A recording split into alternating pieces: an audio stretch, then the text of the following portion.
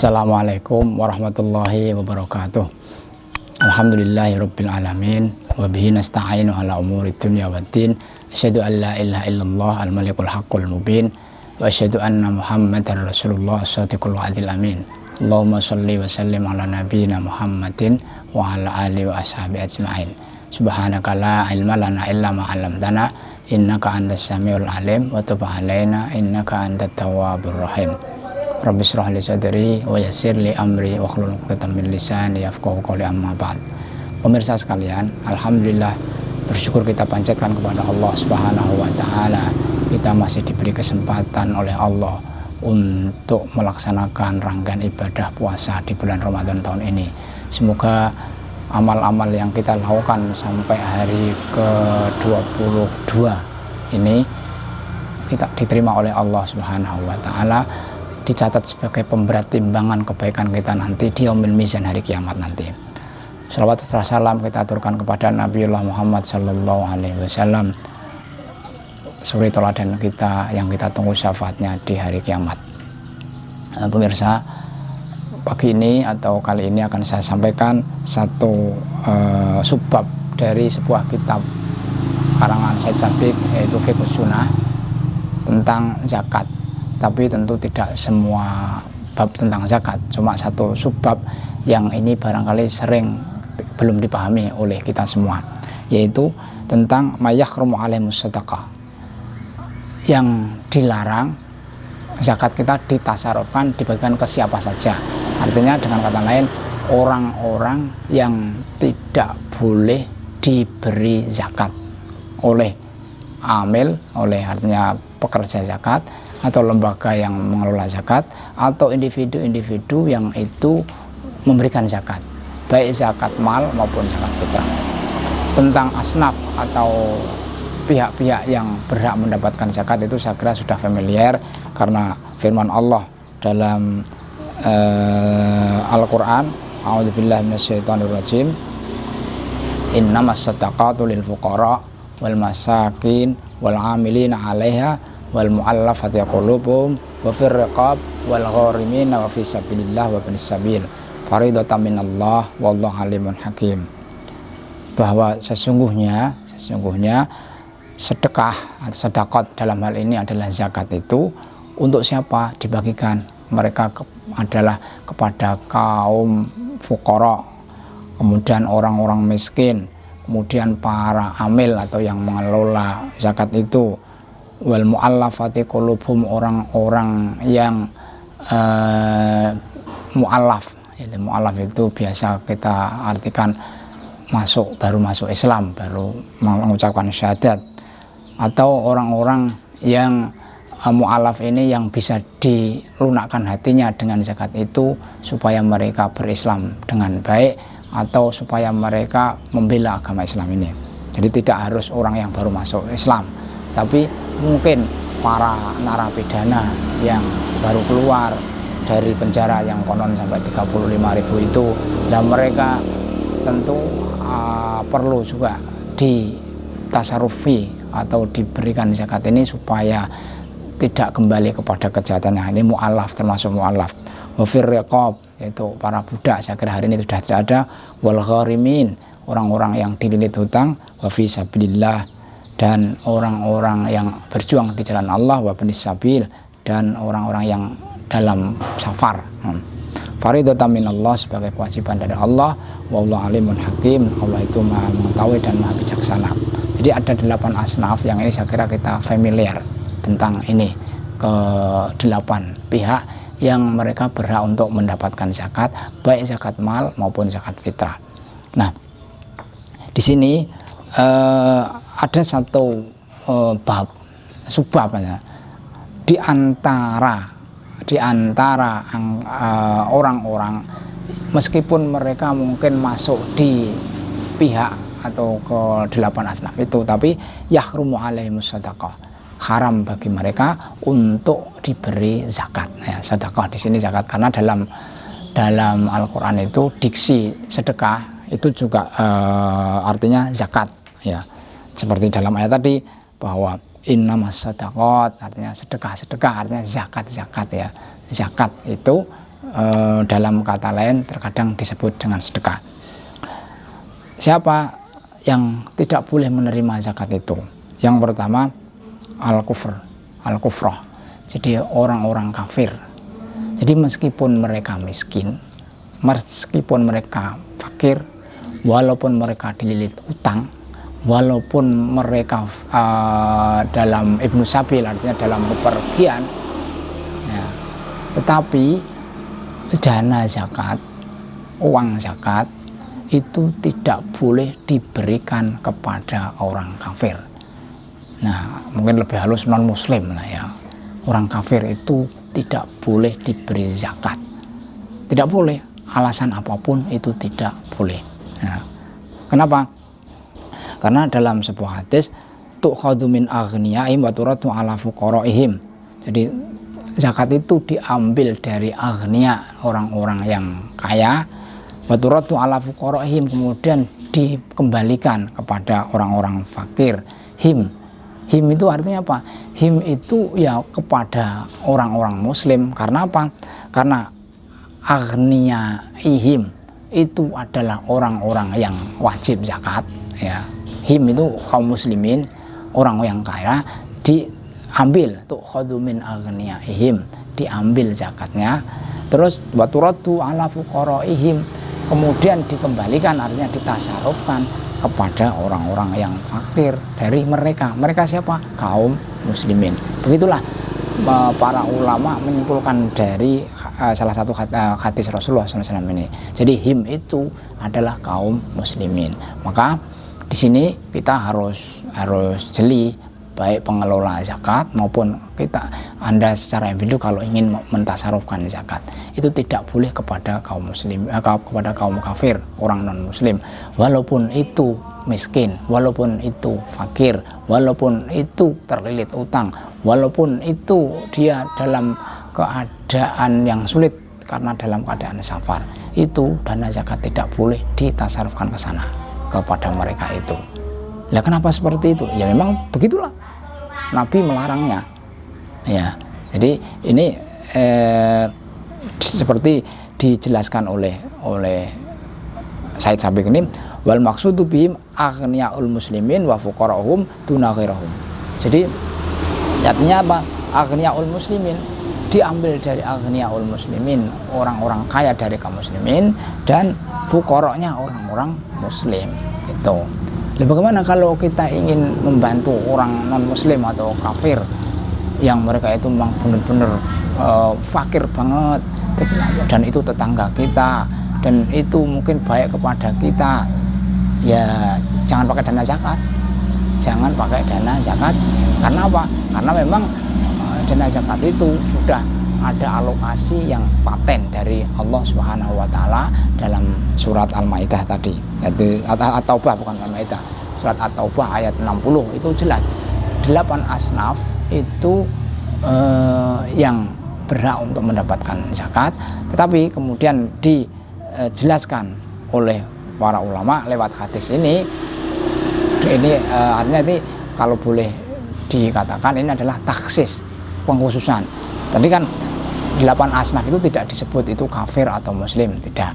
Tetapi kemudian ada hadis tu'khadhu min aghniyaihim wa turaddu ala fuqaraihim, bahwa itu diambil dari orang-orang kaya dari kaum muslimin dan ditasarufkan kepada orang-orang fakir, orang-orang miskin, orang-orang ibnu sabil dari kaum muslimin. Jadi begitu. Jadi tidak boleh lembaga zakat atau secara individu ingin memberikan zakat kepada non muslim, itu tidak boleh. Nah kalau itu sudah dilanjutkan, itu berarti Anda belum mengeluarkan zakat. Belum, ya diulang, memberikan zakat ulang. Karena apa? Karena memang tidak boleh kepada mereka zakat itu diberikan. Nah, jadi yang pertama tadi orang kafir. Kemudian yang kedua itu Banu Hashim. Ya, Banu Hashim. Banu Hashim itu yaitu Alu Ali, wa Alu Uqail, wa Alu Ja'far, wa Alu Abbas, wa Alu Haris. Jadi ini keluarga Ali bin Abi Thalib, keluarga Uqail, keluarga Ja'far, keluarga Ali Abbas, dan keluarga Al Haris. Ini saya kira jarang di sini. Di sini jarang, sehingga saya kira tidak perlu saya perpanjang. Ini artinya apa? Ya, keluarga Banu Hashim itu memang tidak boleh menerima zakat.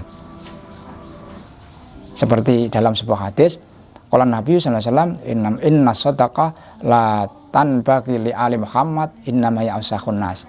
Jadi sedekah atau zakat itu tidak dibagikan kepada keluarga Muhammad, rawahu Muslim. Jadi ada sebuah kisah dalam sebuah hadis juga, an Abi Hurairah qala akhadal Hasan at-tamrah min tamaris sadaqah faqala Nabi sallallahu alaihi wasallam liyatruha amma syarat ana la naqulu sadaqah.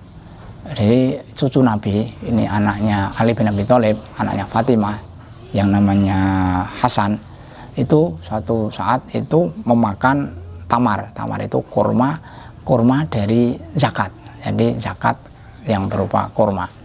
Nah, kemudian itu sudah dimakan, itu sudah di mulut. Nah, itu sudah dalam mulutnya ini, anak ini, si Hasan ini. Apa kata Nabi? Hek. Jadi istilahnya yaitu, ayo dimuntahkan, dilepeh gitu dalam bahasa Jawa. Hek, ayo keluarkan. Nah, karena apa? Ya karena keluarga Nabi itu tidak boleh mendapatkan zakat. Nah, mungkin sekarang begini, yang sekarang terkenal keluarga Nabi itu kan para habib, ya, para habaib. Para habaib itu ya nggak boleh menerima zakat, meskipun seandainya dia itu sangat miskin, meskipun seandainya mereka itu kesulitan dalam safar, itu tidak boleh menerima zakat. Karena apa? Karena mereka termasuk alu Muhammad, keluarga Rasulullah Muhammad Sallallahu Alaihi Wasallam. Itu yang kedua, ya, yang kedua. Kemudian yang ketiga, al-aba itu bapak, orang tua, bapak. Jadi bapak itu tidak boleh menerima zakat. Al-aba ini kan bapak, kakek, ini tidak boleh menerima zakat. Bapak itu nggak boleh menerima zakat. Kemudian yang berikutnya al-abna, anak, cucu, itu tidak boleh menerima zakat. Artinya anak laki-laki, cucu laki-laki itu tidak boleh menerima zakat. Loh, mungkin Anda berpendapat gini, nah itu kan kita memberi zakat dan dawil kurba yang korib dulu, yang dekat dulu, keluarga dekat. Nah, ini bukan sumbernya zakat.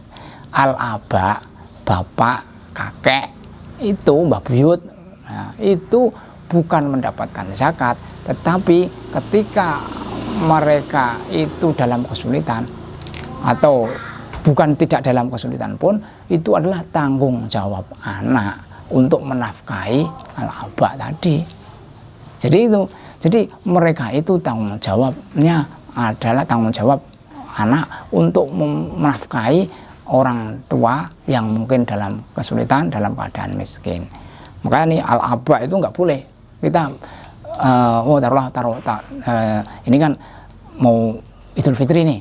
Idul Fitri mungkin Anda ingin berbakti kepada orang tua, terus membelikan ini itu atau mentransfer uang sekian juta, tetapi itu zakat Anda, itu nggak boleh. Nggak boleh. Kenapa? Ya itu, kalaupun Anda mentransfer zakat, kalau Anda mentransfer uang, itu jangan sumbernya zakat. Karena apa? Karena itu nafkah, mereka wajib mendapatkan nafkah dari anak-anaknya. Begitu juga al-abna, anak-anak itu tanggung jawab orang tua. Jadi mereka tidak boleh menerima zakat. Jadi nggak boleh Anda tahun ini memberikan zakat taruhlah 10 juta, punya anak 5, terus dibagi 2 juta kepada mereka sebagai zakat Anda, nggak boleh. Karena apa? Anak itu tanggung jawabnya nafkah dari orang tua. Jadi bukan sumber zakat, tapi itu memang kewajibanmu untuk memberikan nafkah kepada mereka. Jadi al-aba wal abna. Nah, begitu juga az-zaujah yang kelima, az-zaujah, istri. Ya. Qala Ibnul Munzir asma ahlul ilm ala anar rajula la yu'ti zawjatahu minaz zakah. Seorang suami itu tidak boleh memberikan dana zakat kepada istrinya, ya, kepada istrinya. Kenapa? Ya karena istri itu tanggung jawab suami. Jadi istri itu mendapatkan nafkah, itu memang tanggung jawab suami untuk memberikan nafkah. Jadi bukan Anda membuat syariah sendiri, kemudian merekayasa ini dana zakat tahun ini ada zakat 10 juta umpamanya, terus diberikan kepada istri ini sebagai ya bisyarah atau senang-senang karena mau lebaran, padahal itu dana zakat. Walaupun istrimu miskin, itu tidak berhak. Hak dia itu adalah mendapatkan nafkah suami, bukan mendapatkan dana zakat. Gitu. Jadi meskipun ada ayat dzawil qurba, orang yang paling dekat, tapi itu terkait dengan sedekah. Ya, tapi kalau sedekahnya tegah tatawu yang bukan dana zakat. Kalau jadi bapak, kakek, abna, anak-anak ya, kemudian zaujah, istri, itu statusnya mereka itu adalah dalam tanggungan nafkah seorang laki-laki, seorang suami. Jadi begitu, bukan dana zakat diberikan kepada mereka. Jadi meskipun mereka itu sabilillah, taruhlah, meskipun mereka itu ibnu sabil, meskipun mereka miskin, meskipun mereka fakir, mereka tidak berhak mendapatkan dana zakat. Karena apa? Mereka itu punya hak untuk mendapatkan nafkah dari kita, gitu. Tapi sebaliknya, seorang istri itu boleh memberikan zakat kepada suami. Kenapa? Ya karena memang istri itu tidak wajib memberikan nafkah. Jadi justru sebaliknya, nafkah itu dari suami ke istri. Nah, maka kalau suaminya miskin, istrinya seorang kaya, orang direktur, itu boleh memberikan zakat kepada suami. Karena apa? Itu bukan kewajiban istri untuk memberikan nafkah suami. Jadi yang nafkah itu dari suami ke istri, bukan istri ke suami. Makanya kalau istri kaya, suaminya miskin, istri boleh memberikan zakatnya kepada suami. Tapi kalau suami tidak boleh memberikan dana zakatnya kepada istri. Karena apa? Karena memang istri itu tanggungannya suami, ya. Istri itu tanggungannya suami. Jadi demikian. Jadi beberapa pihak, ya, beberapa pihak yang tidak boleh mendapatkan dana zakat. Ada karena agama, jadi orang kafir itu tidak boleh. Ada karena keluarga mulia, yaitu Alu Muhammad, yaitu Bani Hashim tadi. Kemudian kalau Bani Hashim itu yang sekarang ya para habaib lah, yang sampai hari ini yang terkenal keturunan Rasulullah kan para habaib tadi, para habib tadi. Kemudian bapak, kakek, ya, bapak, kakek. Kemudian berikutnya al-abna, anak-anak, ya, anak-anak. Kemudian az-zaujah, istri, ya, istri itu tidak boleh. Ya. Jadi itu artinya hadis-hadis tadi yang saya sampaikan tentang yang diharamkan, pihak yang diharamkan itu adalah tahsis, pengkhususan dari ayat 60 surat At-Taubah. Surat At-Taubah itu adalah tentang surat At-Taubah ayat 60 itu tentang pihak-pihak atau asnaf yang berhak mendapatkan zakat, tapi ternyata ada taksis, ada kekhususan yang itu tidak boleh menerima zakat. Orang kafir, Bani Hashim, orang tua itu, jadi bapak, kakek, kemudian anak-anak, kemudian istri, yang itu pihak-pihak itu tidak boleh menerima dana zakat. Maka dari sini, mumpung ya ini kan akhir Ramadan, itu animo masyarakat kaum muslimin kita akan mengeluarkan zakat itu luar biasa. Jadi luar biasa animo kita, dan kita ingin tepat sasaran bagaimana zakat kita tasarufkan sehingga ini saya sampaikan ini supaya apa? Supaya kita sah dalam ibadah zakat ini. Dan yang sebenarnya yang paling gampang itu ya udahlah, berikan kepada serahkan kepada amil zakat yang itu sudah profesional. Ada Basnas, ada Lazismu, ada Lazisnu, ada Lazisku, ada Solo Peduli, ada rumah zakat, ada macam-macam lembaga-lembaga zakat yang itu mereka itu memang sudah secara profesional mengelola dana zakat kaum muslimin. Itu lebih gampang. Nah, tapi kalau seandainya Anda ingin mentasarufkan sendiri dan itu mungkin karena merasa sekitar saya, tetangga saya miskin-miskin, keluarga saya miskin-miskin, adik kakak saya miskin-miskin dan lain sebagainya. Nah, itu hati-hati, jangan salah. Ya, jangan salah. Jadi yang keluarga dekat itu yang tidak boleh itu al-aba, orang tua, al-abna, anak-anak, az-zaujah, istri. Nah, bagaimana kalau saudara? Nah, saudara boleh, tidak dilarang. Artinya kan mungkin dalam satu keluarga ada 5 orang, ternyata yang sukses itu 2, yang 3 itu tidak sukses. Artinya dalam hal ekonomi ya, mungkin sukses dalam hal lain. Dalam hal lain, dalam hal lain dia punya anak 10 umpamanya, tapi secara ekonomi berat.